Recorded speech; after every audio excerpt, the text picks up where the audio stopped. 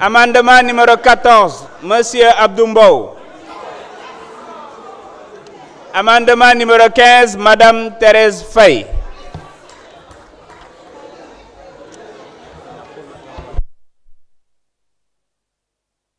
Alors, pour l'amendement numéro 1, est-ce qu'il y a une opinion contraire? Oui, honorable Aïb Dafé.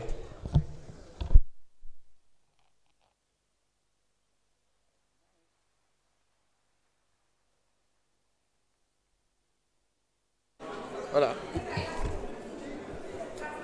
Merci, Monsieur le Président. Bon, je pense que tout à l'heure, mon propos était de dire que cette proposition de loi interprétative, en fait, les contradicteurs à cette proposition de loi interprétative n'ont apporté aucun argument de fond.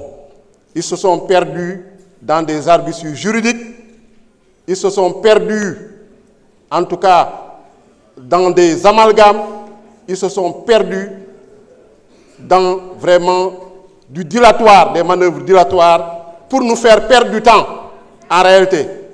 C'est ça, parce que pour prolonger inutilement cette séance plénière, voilà leur stratégie qui se dévoile avec ces amendements qu'ils ont proposés. Parce que tout à l'heure, ils sont venus nous dire qu'ils sont contre cette proposition de loi interprétative. Comment tu peux amender une proposition de loi interprétative et avant même que tu déposes les amendements, tu dis que je vais voter contre la proposition de loi interprétative. Ils sont même contre le principe de la loi interprétative.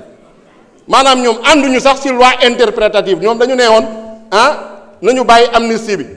Ñu dem ba ci biir né amnistie bi suñ koy dindi amul abrogation partielle parce que dañu jaawale interprétative ak abrogation partielle comme sen droit mokul xamuñu sax Amadou Ba lan la déposer.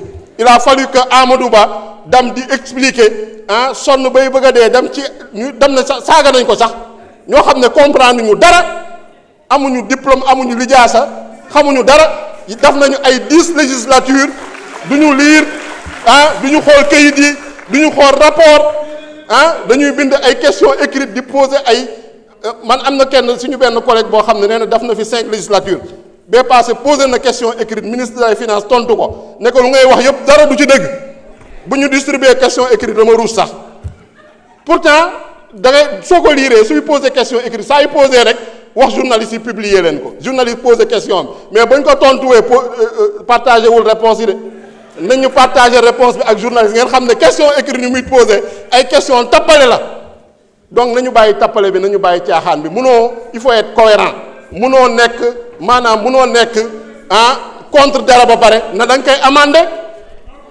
donc perte de temps boobu da ngeen war a respecter sénégalais yi munoo leen ñëw projet de proposition de loi bi ñu indi ko bureau ngeen ne da ngeen gedd seen poste bureau bi bu ñu leen ko joxee ni leen proposer leen candidat ngeen bañ kenn représenté wu leen fa à part la présidente du groupe parlementaire conférence des présidents su jotee suñu wootee kenn du ñëw ñu fixé date commission bi kenn gisu leen fa ñu déposer ay amendement gisuñu leen ngeen xaar ba ñëw séance plénière ngeen di naan ay débat amendement contre projet et cetera patati patata.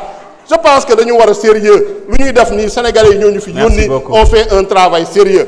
Donc, amendement, on va voter contre parce qu'il y a d'autres sérieux aussi. C'est juste du pur dilatoire. Merci. Monsieur le Président de la Commission.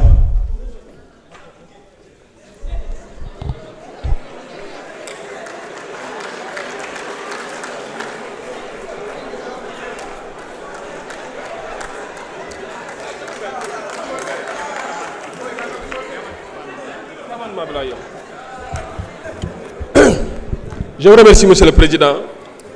Aïb Dafé, en termes très simples et très clairs, pour les citoyens qui ne peuvent comprendre. Je suis venu à la soupe kanja. Wa bënn gal ne bëgguñu suppu kanja lekkuñu suppu kanja. Téwul suppu kanja bi ñor na ñu dem ba sa biir naan nañ yokk diwtiir bi wala nañ wàññi xorom si. Loolu mooy amendement bi.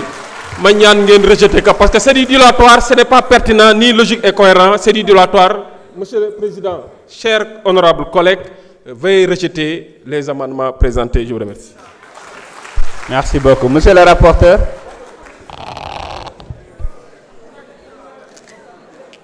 Merci, Monsieur le Président. Monsieur le Président, dañuy aborder dans le même sens que notre président de la commission. Defe naa ni on ne peut pas vouloir une chose et son contraire. Donc nañu continuer travaux yi. Donc ñu rejeter amendement yi te continuer travaux yi. Jërëjëf. Monsieur le vice-président Amadou Ba.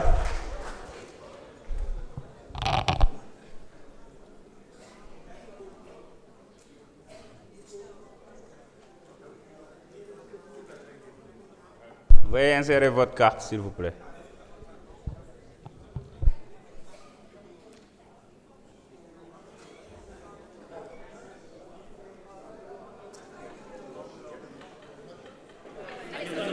C'est bon.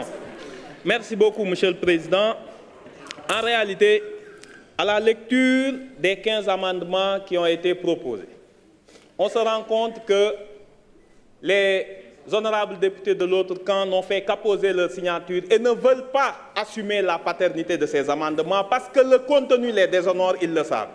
C'est pour ça qu'ils ont fait ce dilatoire, qu'ils ont fait cette incidence, qu'ils essaient de créer une incidence de séance. Le but de ces amendements, c'était de prolonger pour qu'on arrive à minuit. On arrive à minuit, on reporte la séance jusqu'à demain.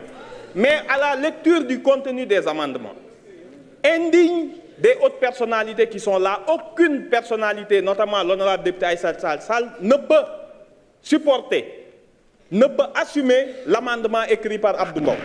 Ils en connaissent le contenu, c'est pour ça que personne ne souhaite emporter la responsabilité publiquement, donc ni la paternité bien sûr, c'est Abdou Mbow l'œuvre.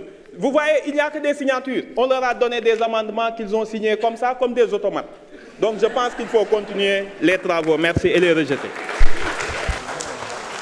Merci beaucoup. Donc, je mets aux voix à main levée l'amendement. Donc, quels sont ceux qui sont pour l'adoption de l'amendement de M. Abdou Mbow?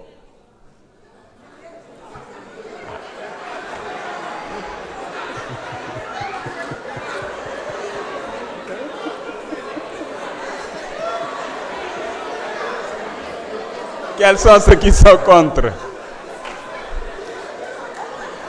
L'Assemblée a rejeté.